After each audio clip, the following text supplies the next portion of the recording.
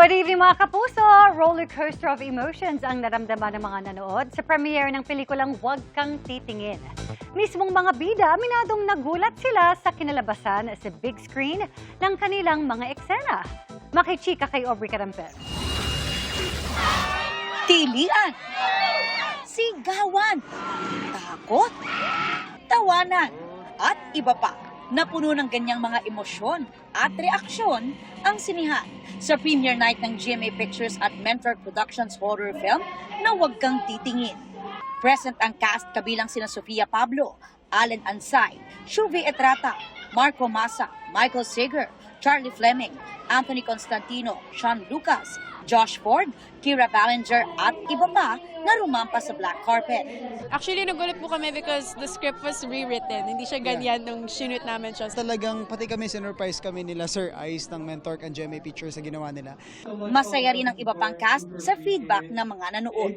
I'm happy that the people loved it. Hindi ko inakala yung horror pwede pala maging comedy.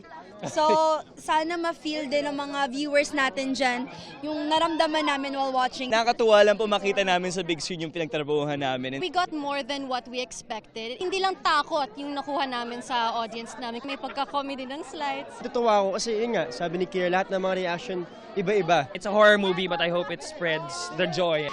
Full support naman sa movie ang ilang kapuso stars, kabilang ang ex-housemates ng PBB Collab 2.0. Wala, I'm just really impressed sa grabe yung performance ng cast, lahat-lahat, the production.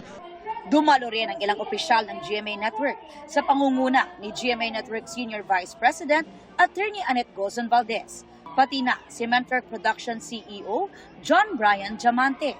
Hindi lang siya nakakatakot, talagang sobrang entertaining siya. Mag-e-enjoy kayong panoorin siya. Kung gusto nyo to get out of this toxicity, mula po sa Wednesday, April 15, panoorin nyo Huwag Kang Titingin. Simula bukas, mapapanood na ang Huwag Kang Titingin in cinemas nationwide. Aubrey Carampel, updated sa Showbiz Happening.